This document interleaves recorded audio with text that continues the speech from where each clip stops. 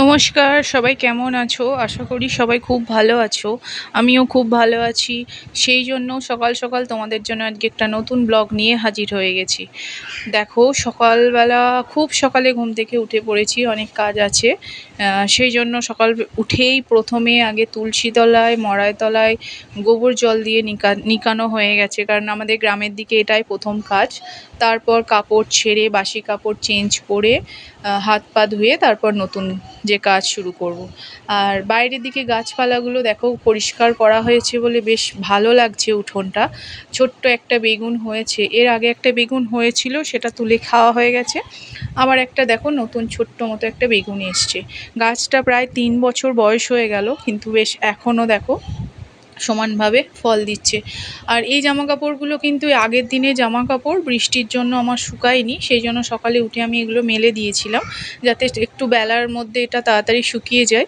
কারণ আবার পরের দিনের যে নেক্সট জামা কাপড়গুলো কাচবো সেগুলোও ওখানে মেলে দিতে হবে, তো তার জন্য সকাল সকাল ওগুলো হয়ে গেছে।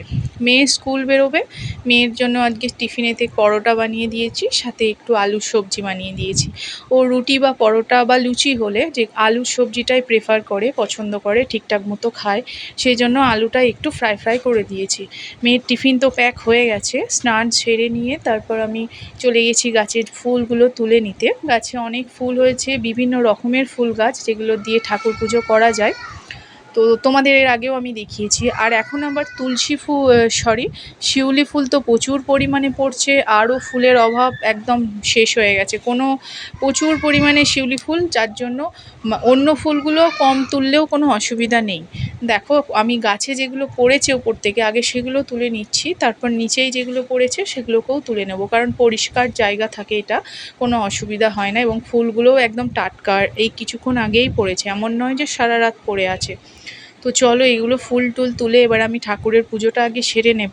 তারপর ব্রেকফাস্ট বানাতে হবে, লাঞ্চ বানাতে হবে, তারপর ছোট মেয়ে আছে, জানো অনেক কাজ থাকে। তো মেন কাজগুলো আগে করে নিই, তারপর বাকি সারাদিন তো কাজ হতেই থাকবে। মেয়ে এবার স্কুল বেরোবে, মেয়ের ব্রেকফাস্ট কমপ্লিট হয়ে গিয়েছিল। মেয়ে সকালবেলা ভাতই খায়, তোমরা আগে যারা আমার ডেলি ব্লগ দেখো তারা জানতে পারবে মেয়ে ভাত খায়। সকালবেলা ভাত খেয়ে যায়, কারণ ও আসে 4:30-5টার দিকে। সাথে একটু টিফিন দিয়ে দিলাম। আর দেখো, চুলটা এত বড় হয়ে গেছে, চুলটা না বেঁধে গেলে খুবই অসুবিধা। স্কুল থেকেও ইনস্ট্রাকশন দেওয়া আছে, যাদের বড় চুল তারা যেন দুদিকে বিনুনি করে আসে। তো মেয়েকে আমি চুল বাঁধতে বাঁধতে সেটাই বলছিলাম যে চুলটা এবার একটু কেটে ফেল, কারণ এত বড় চুল ঠিকমতো মেনটেন করতে পারে না, নিজে এখনও অতটা বড় হয়নি। তো চলো, এবার আমি ফুলগুলো নিয়ে ঠাকুরকে পুজো করে নিই। আজকেও জবা ফুল অনেকগুলো এসেছে বাড়িতে, সাথে তো এমনি ফুলও রয়েছে। আর বিশ্বকর্মা পুজো করেছিলাম, বাড়িতে একটা ছোট্ট ছবি ছিল, ঠাকুরের পুজো করে তারপর গাড়িগুলো পুজো করা হয়েছিল। তো 3 দিন এই ঠাকুরটাকে এখান থেকে সরাইনি, এর ফুল টুল সবই যেরমভাবে ছিল সেরমভাবে আছে। আজকে এটাকে পরিষ্কার করে ঠাকুরকে তুলে দেবো ঠাকুরের জায়গায়।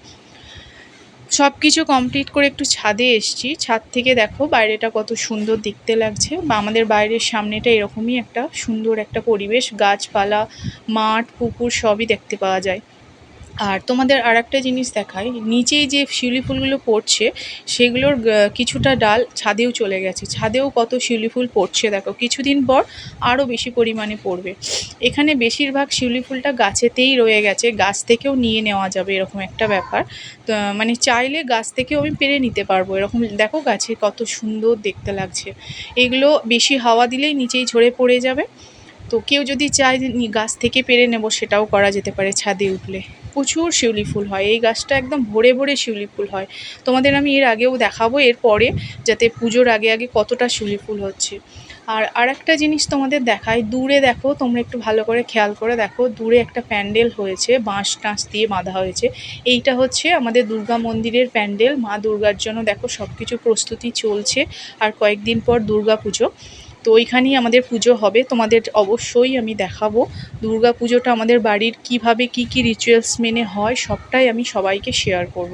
আর এই টবগুলোর অবস্থা দেখো, কতদিন যে এই টবগুলোকে আমি খেয়াল করিনি। আগের বছর শীতকালে আমি এখানে অনেক সবজি লাগিয়েছিলাম, তোমাদের সাথে আমি দেখিয়েছিলাম সেটা, কিন্তু এবছর একদম পরিষ্কার করা হয়নি।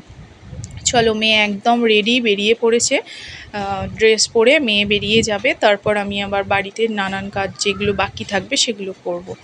কয়েকদিন ধরে লক্ষ্য করছি অপরাজিতা গাছটার ফুল একটু কম আসছে। আমার মনে হচ্ছে সিজন চলে যাচ্ছে, যার জন্য ফুলগুলো দু একটা ফুটছে।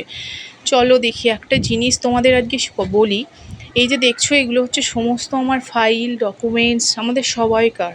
তো যেখানে রাখা ছিল সেখানে এই বর্ষার জন্য দেখো পুরো রুই ধরে গেছে, মানে কি ভয়ঙ্কর ব্যাপার। আর একদিন যদি রাখা হতো, খেয়াল না করতাম না, পুরো ডকুমেন্টসগুলো নষ্ট হয়ে যেত।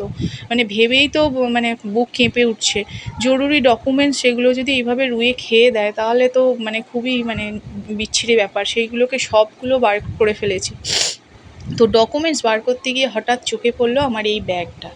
এই ব্যাগটা তোমরা দেখো কত সুন্দর, শুধু একবার দেখো, তারপর আমি বলছি ব্যাগটা আমি কোথা থেকে পেয়েছি বা আমি কিনেছি কিনা। মানে ব্যাগটা পুরোটা কালারটা যতটা সুন্দর, ব্যাগের মধ্যে ছোট্ট ছোট্ট স্টোন অ্যাড করা আছে, এবং ওপরে যে বড় স্টোনটা, সেগুলোর জন্য ব্যাগটা এত সুন্দর দেখতে লাগে। আমার ফেভারিট। আমি কিনিনি, হ্যাঁ, ব্যাগটা পুরোপুরি আমি মানে আমার নিজের একটা খেলা হয়েছিল মিউজিক্যাল চেয়ার, যেটা তোমরা সবাই জানো। তো সেখানে আমি ফার্স্ট হয়েছিলাম, সেখান থেকে এটা আমাকে গিফট করা হয়। তো সেই জন্য এই ব্যাগটা আমার কাছে প্রচণ্ড মূল্যবান। এই ব্যাগটা আমি ব্যবহারও করি না, কিন্তু একদম আমি সারা জীবন এইভাবেই রেখে দেবো। আমি যতবারই দেখবো ততবারই আমার মনে হবে এটা আমি জিতেছি। আর এই ব্যাগটা আমি আমার শখ করে কিনেছিলাম। আমার একটা রেড কালারের শাড়ি ছিল, তো সেই শাড়িটার সাথে ম্যাচিং করে ব্যাগটা ইউজ করব বলে এই ব্যাগটা আমি কিনে। তো ওই সমস্ত ব্যাগই ওই আমি যখন ডকুমেন্টস বার করছিলাম সেখান থেকে বেরিয়েছে। এতদিন ব্যবহার করিনি, সবই তোলা ছিল। যেহেতু শখের জিনিস, শখের যে কোনো জিনিসই মানুষ যত্ন করে তুলে রাখে, কিন্তু এটা তো খারাপ হয়ে যেত যদি না বার করতাম। তো চলো, ব্লগটা শেষের দিকে এসে গেছি, সাথে তোমাদের সাথে কিছু একটা শেয়ার করি।